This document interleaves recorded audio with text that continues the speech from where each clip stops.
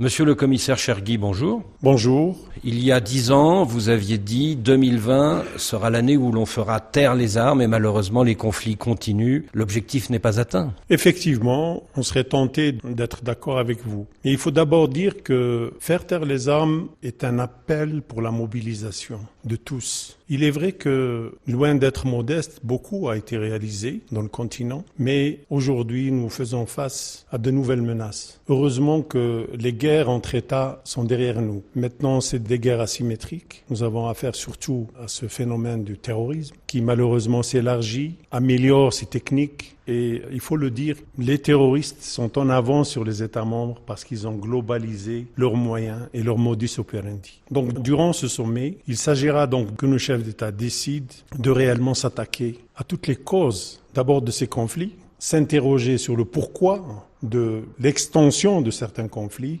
Est-ce que réellement nous avons promu cette gouvernance politique et économique qui puisse nous permettre d'éviter de nouvelles crises ou l'aggravation de certaines. Donc, après ce sommet, nous allons avoir 2 réunions régionales. Une en Guinée équatoriale et une autre au Kenya. L'offre du Kenya, c'est d'abriter une réunion pour permettre aux responsables de la sécurité et de l'armée aussi de nous donner leurs perspectives. À ce moment-là, nous irons à un sommet extraordinaire en mai prochain en Afrique du Sud pour réellement, à ce moment-là, disséquer et zoomer sur chaque région et voir comment nous pouvons avancer sur la question d'abord de la prévention, qui est essentielle. Ensuite, comment nous pouvons renforcer les capacités de nos États membres. Troisièmement, le lien entre paix, sécurité et développement, les questions de gouvernance surtout politique. Donc c'est là, je crois, l'appel qui a été fait ce matin par notre président. Il l'avait déjà fait il y a quelques semaines. La question de solidarité est aujourd'hui un maître mot en la matière. Alors vous lancez un appel à la mobilisation des États africains, à la solidarité, comme a dit Moussa Faki Mahamat. Ça veut dire que les États actuels ne sont pas assez solidaires avec les pays du G5 Sahel, par exemple, qui sont confrontés à la menace djihadiste que l'on connaît. Ça veut dire qu'à part le Rwanda, qui a donné $1 million à ces pays, eh bien les États ne sont pas assez généreux? Il me semble qu'il y a beaucoup d'actes de soutien et de solidarité entre pays africains. Beaucoup ne le disent pas. Je peux vous citer l'exemple de l'Algérie qui a contribué pour plus de $100 millions en équipement, en formation, mais dans sa tradition, il n'annonce pas. Vous pouvez aussi trouver des pays comme le Nigeria qui actuellement soutient la force multinationale mixte dans son ensemble. C'est lui qui paye pour le Niger, pour le Tchad, dans leur engagement contre Boko Haram. Ici, en Afrique de l'Est, vous voyez aussi les sacrifices que font les pays engagés dans la MISOM. Au moment où je vous parle, l'Éthiopie a plus de 22 000 hommes qui ne sont pas payés par la MISOM, qui sont pris sur son propre budget. La même chose pour l'Ouganda, la même chose pour le Kenya. Donc c'est des gestes quand même de solidarité assez explicites, assez importants. Donc ce qu'il faut actuellement, c'est voir comment nous pouvons faire mieux. Et je pense que la CEDEAO nous avait donné la piste quand ils ont tenu leur sommet à Ouagadougou en septembre dernier. Donc ils ont décidé de mettre sur la table $1 milliard pour soutenir les forces de défense et de sécurité de ces pays. Je pense que c'est pas que l'Afrique manque de moyens. Il s'agit seulement de s'organiser différemment. Et je crois que le soutien peut être multiforme. Il y a aussi nécessité d'utiliser tous les moyens à notre disposition. Nous avons le G5 Sahel, nous avons nos partenaires comme Berkane, mais nous avons aussi le processus de Nouakchott qui permettait aux 11 pays sahéliens d'échanger les informations sécuritaires, de coopérer entre eux, parce que la situation, si on reste au Sahel, s'aggrave,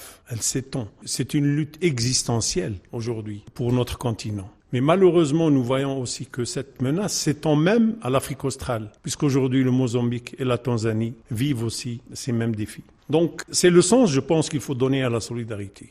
Qu'il y ait une coordination totale avec nos partenaires, dont nous apprécions leur concours, pour arrêter la radicalisation et pour promouvoir le développement du continent et partant de sa stabilité.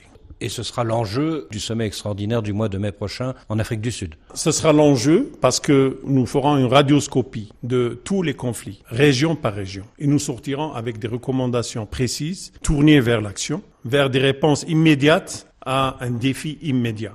Il y a 9 ans éclatait l'insurrection contre le colonel Kadhafi. Voilà 9 ans que l'Afrique est spectatrice. Est-ce qu'aujourd'hui, enfin, l'Afrique devient un acteur pour une solution en Libye ? Aujourd'hui, je pense que après la conférence de Berlin, j'ai un rôle qui est reconnu à l'Union africaine, c'était d'organiser cette conférence de réconciliation entre les Libyens. Entre-temps, nous allons travailler avec les Nations Unies et dès que le cessez-le-feu est consacré officiellement entre les deux parties, nous nous proposons également d'être partie prenante à l'effort de surveillance de ce cessez-le-feu sur le terrain. Donc nous y travaillons actuellement.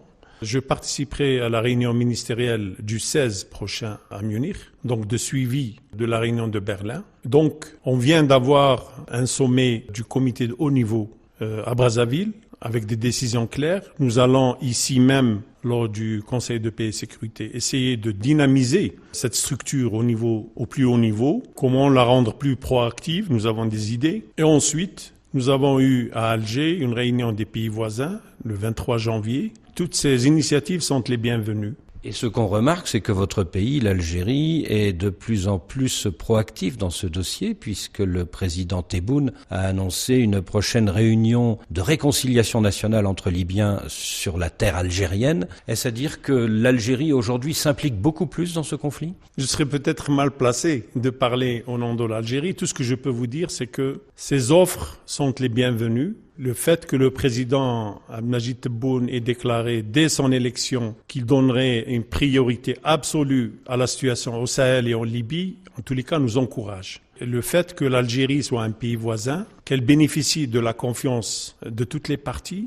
Hier, le ministre des Affaires étrangères était parti voir le maréchal Haftar. Donc, je crois que ces contacts ne pourront que consolider l'effort que nous faisons pour arriver à réconcilier les Libyens, pour qu'il y ait d'abord un cessez-le-feu réel, que l'embargo soit respecté dans la question libyenne. Lors du conseil exécutif de ce jeudi, le président Moussa Faki s'est inquiété du climat très lourd qui s'instaure dans certains pays à cause des contestations pré-électorales et post-électorales. Est-ce que vous pensez notamment à la Guinée où les gens doivent voter le 1er mars prochain ?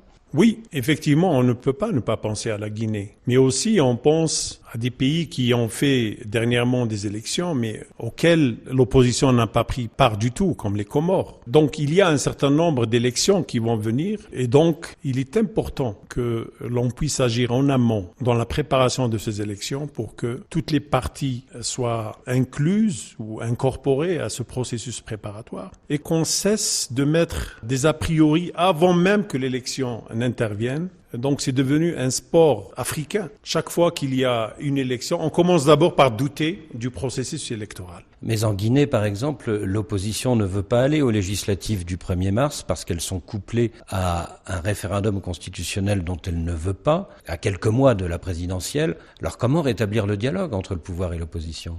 Nous avons des contacts. Nous parlons à tout le monde, au même titre que les Nations Unies, que la CEDEAO. Et je pense que, au final, j'espère qu'on trouvera une solution et qu'on évitera à la Guinée vraiment une épreuve supplémentaire. Un changement de constitution 7 mois avant la présidentielle, qu'est-ce que vous en pensez, concernant justement la Guinée ?